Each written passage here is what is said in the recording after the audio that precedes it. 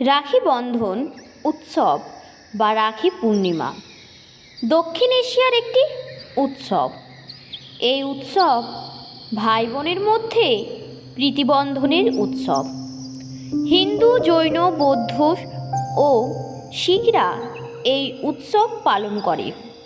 এই দিন দিদি বা বোনেরা তাদের ভাই বা দাদার হাতে রাখি নামে একটি পবিত্র সুতো বেঁধে দেয়।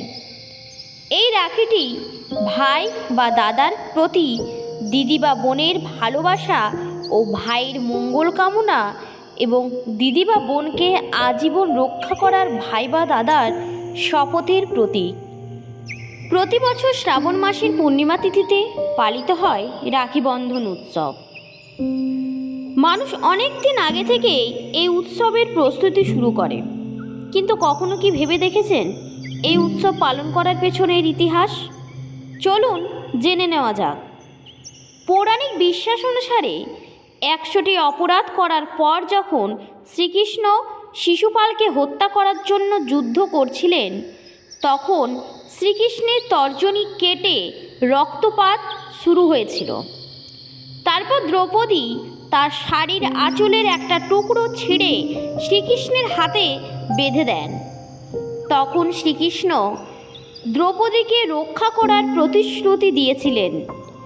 এরপরে শ্রীকৃষ্ণ দ্রৌপদীর ভরা সভায় বস্ত্র অপসারণের সময় তার দেওয়া প্রতিশ্রুতি অনুসারে রাজা ধৃতরাষ্ট্রের দরবারে দ্রৌপদীর সম্মান রক্ষা করেছিলেন। তখন থেকেই এই উৎসব পালিত হয়ে আসছে বলে ধারণা করা হচ্ছে। ভগবত পুরাণ এবং বিষ্ণু পুরাণের ভিত্তিতে এটি বিশ্বাস করা হয় যে ভগবান বিষ্ণু যখন রাজা বলিকে পরাজিত করে 3টি জগতের অধিকার নিয়েছিলেন, তখন বলি আশীর্বাদ স্বরূপ ভগবান বিষ্ণুকে তার প্রাসাদে থাকার জন্য অনুরোধ করেছিলেন। ভগবান বিষ্ণু এই অনুরোধে রাজি হলেন। এর ফলে ভগবান নিজের বরে আটকে গেলেন।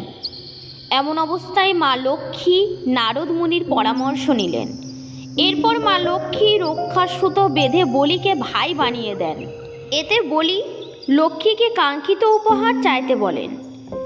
মা লক্ষ্মী রাজা বলিকে রাখি বেঁধে ভগবান বিষ্ণুকে বৈকুণ্ঠে ফিরিয়ে নিয়ে যাওয়া উপহার চেয়েছিলেন। এই ছিল পৌরাণিক মতে রাখি বন্ধনের অজানা ইতিহাস। যদি আপনাদের এই কাহিনীটি শুনে ভালো লেগে থাকে, চ্যানেলটিকে সাবস্ক্রাইব করে দেবার অনুরোধ থাকলো এবং লাইক শেয়ার করতে ভুলবেন না। আমার আজকের ভিডিওটি এই পর্যন্ত থাকলো। আপনারা ভালো থাকবেন, সুস্থ থাকবেন।